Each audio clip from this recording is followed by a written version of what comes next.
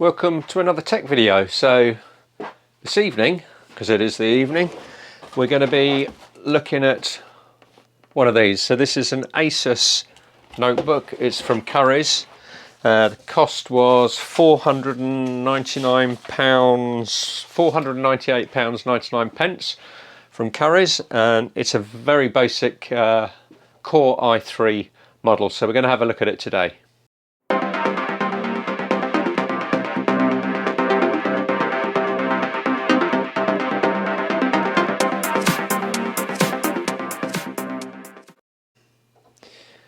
Okay, so the box in itself is nothing to talk about really. It's just a box.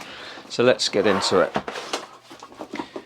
So inside we've got it fairly well protected. Looks like we've got a lift out piece here, and over to the right we've got our power lead and our power supply under here. Now this power supply, because this is an i3 processor, it shouldn't be as hungry as some of the others, and in fact, yep, so this is only a 45 watt power supply. So yeah, quite impressed with that. It's tiny. Okay, and once again Asus excel themselves on their packaging. This is a really nice, if I can get it out, soft cloth that's covering the device itself. So it's nice soft anti-static cloth. Let's just get rid of the box for a minute. We'll have a look, see if there's anything else in there, but it'll just be the usual paperwork gumph. Okay, so inside here, let's see if we can get this off. We have what they're calling a slate grey finish. This looks really nice. I like this, quite impressive. So it's a smooth grey slate finish with the Asus. It's not even etched or embossed. It looks like it's just printed on there, but it is what it is. That's absolutely fine. Okay, so let's have a look at the connectivity that we've got. So we can see here we've got to the left we've got our power input. To the right of that we have a one Type-C USB 3.2 Gen 1 port. Zoom out a bit. There we go. There is we've got our heat pipes in there that will cool the CPU and graphics, and then we've got our HDMI 1.4 out there, and looks like we've got a USB 3.2 Gen 1 Type A port. And then round the other side we've got our hard disk LED, our power light, so we've got battery, hard disk LED, combined headphone and microphone jack, and then we've got two USB 2 ports, so these are USB Type A ports, and then we've got a Kensington lock. So underneath, wow, you can see here that's the fan intake by the look of it. Running across the back there, the exhaust will be out the side there. So let's have a look inside the laptop itself. Okay, so let's talk about the specifications. The case is made of plastic, so nothing fancy at all, it's just plastic. And the screen display, 15.6 inch across, it's a full 1080p, so 1920 by 1080 pixels. It's not a touch screen, full HD, LED backlit, native aspect ratio of 16:9, and it's anti-glare, so it's got the matte finish on here, so it is reflective, but not as reflective as a reflective screen, you know, one of the clear glass screens that's not matte black. The display brightness is 200 CD/M2, so doesn't really mean much to me, but the RGB color space is NTSC, and it's got a color gamut of 45%. Right, so let's talk about the keyboard. Nothing's unusual about the keyboard. It's a standard keyboard with trackpad built into it. The bezel around the screen, while we're just having a quick look at this, is nice and slim around the sides. On the top here we've got a slightly wider bezel because we've got our camera and our noise cancelling microphones built in at the top there. Now This is, don't get excited about this webcam, this is only 480p, so 0.3 megapixel 480p, so it's pretty diabolical camera to be in there, but it's a Curry's laptop, what do you expect? In terms of the processor, so this is a Core i3 11th gen, it's 1115G4, so this runs at 3 gigahertz base clock, and the boost frequency is 4.1 gigahertz. It's only a dual core because it's Core i3, and the processor comes with 8 gig or 8 meg of cache. Inside the unit, so let's talk about the upgrade options. Inside the unit itself, it comes with 8 gig, which is part of the main board. You've got an additional SODIMM slot that you can add another memory stick in there. So it is what it is. It's going to be very difficult to get dual channel memory out of this because you are just adding a single slot or a single memory module into the DIMM slot. So yeah, I've always been a fan of having 2 slots so that you can actually put a match pair in and get your dual channel support. But in this one, it comes with 8 gig part of the main board and an empty slot that you can then slot in another block of memory should you choose to.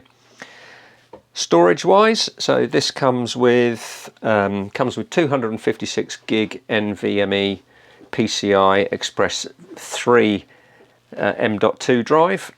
You've also got the ability to add a 2.5-inch SSD drive to it as well. There's a 2.5-inch slot either under here or under here where you can add your own hard disk or SSD drive to give you additional storage. You've also got the ability to swap out your M.2 drive for a higher capacity M.2 drive. This one is, as I mentioned, 256 gig. So let's talk about the audio. So it's Sonic Master. It's got the usual built-in microphones and Wi-Fi. Comes with Wi-Fi 5, so that's the 802.11ac version.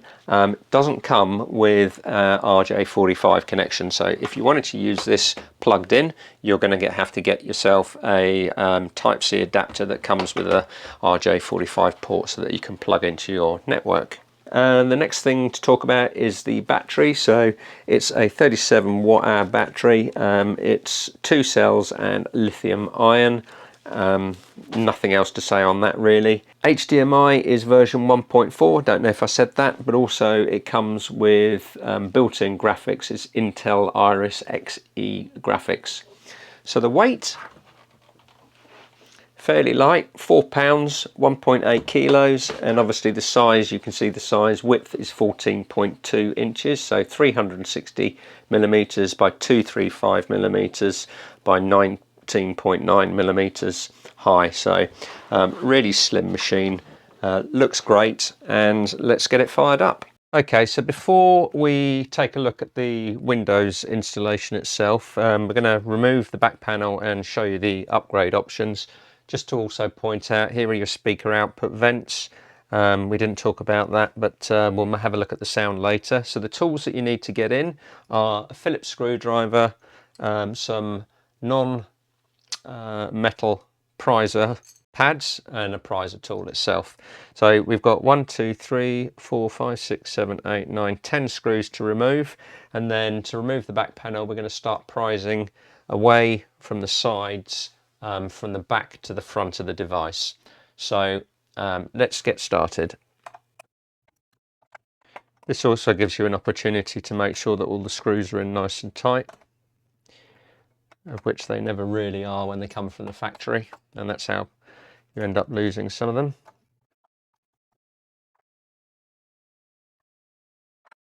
Okay, one thing to note, we've got shorter screws on the front. Looks like four short screws on the front, so you want to make sure that you make a note of where all of the screws go. And then in the center, let's see if this is a long or a short one. Okay, that's another long one. Okay, so we've got 3 medium length screws, 3 long screws, and 4 shorter screws. Okay, now we're going to start prizing from the back. So once the first bit is in or opened up, it should become a little bit easier to go around and unclip.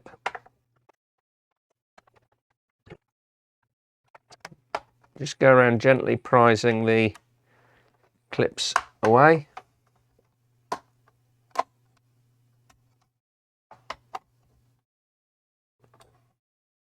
All the way down the side.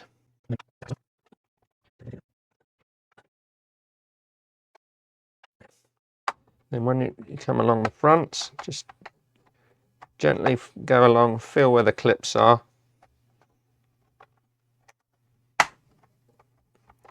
And slowly prise them out.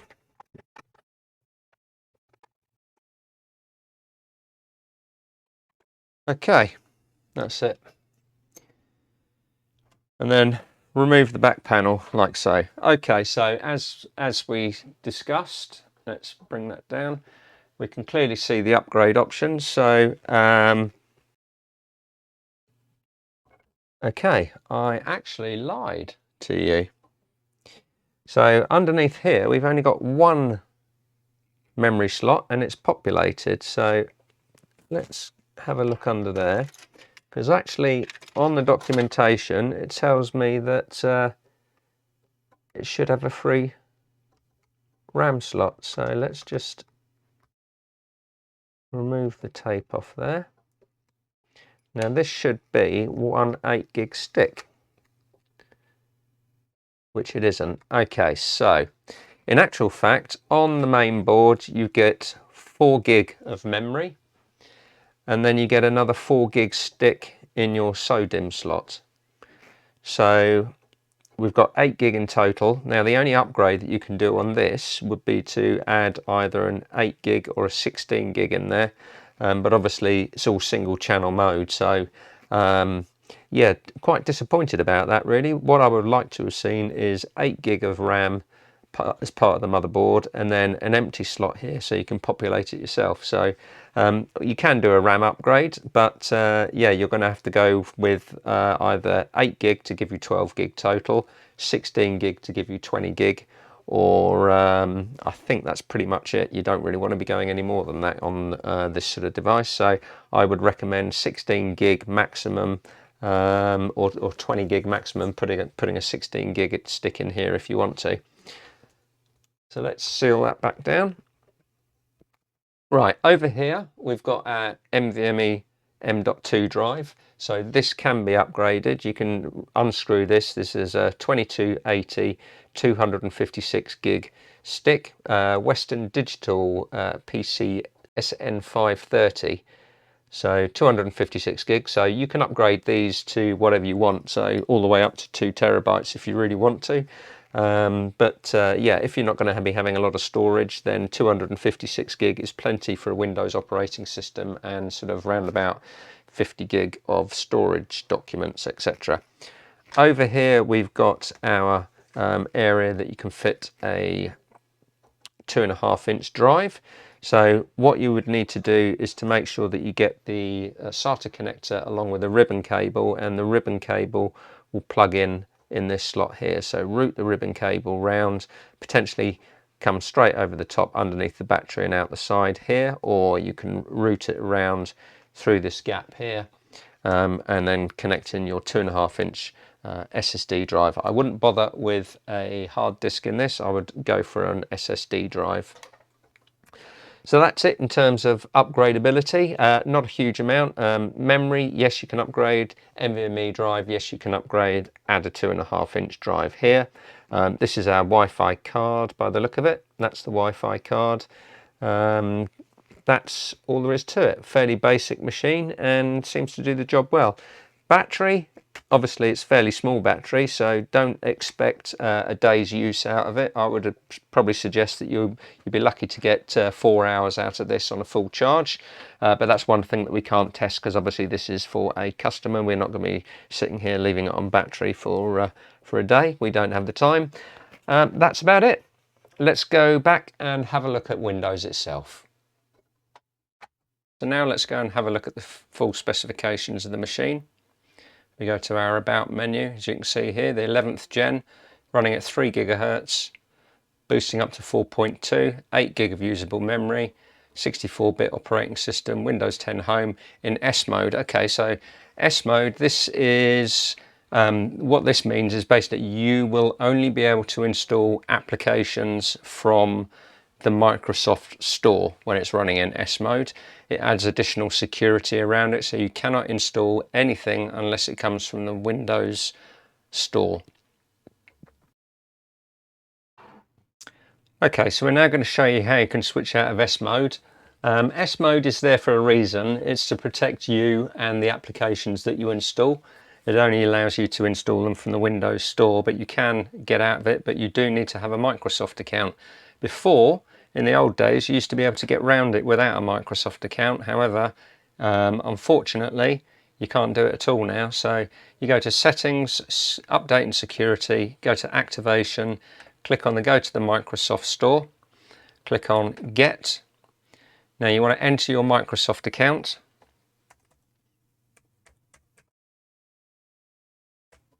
If you haven't got a Microsoft account, then create one. You have to enter your two-factor authentication, whether that you've got that set up via email or whether you've got it set up via a mobile phone. Once the code arrives, you enter your code, verify it, and now we can get our S mode.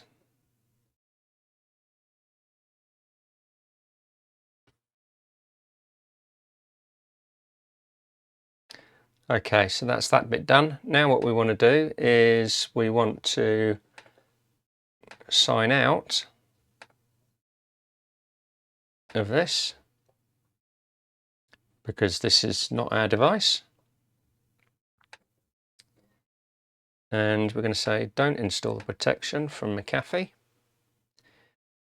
Okay, now we want to go back to our home and we want to go to our accounts to make sure it's not put a hook into what we've just done, which it has.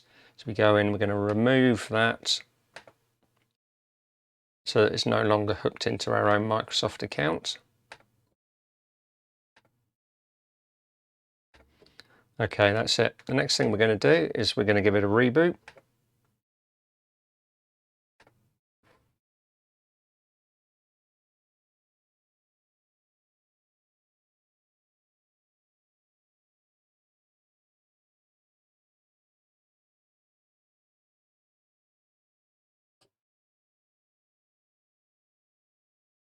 And there we are, booted into Windows. This is not in S mode anymore, so now we can go and do something like installing Zoom.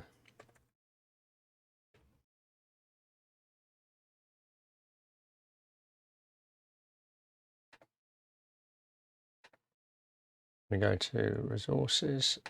So Zoom is available in the Microsoft Store, but we're going to download it direct just to show you that we can do it. And there we go. So one of the things that we said we were going to do is we were going to have a listen to what the sound is like. So let's see if we can find. So this is a very good YouTube channel, isn't it? Wow. Let's see if we can find some music. Okay, so what's our sound level set to? 4% at the moment, so we'll turn this up.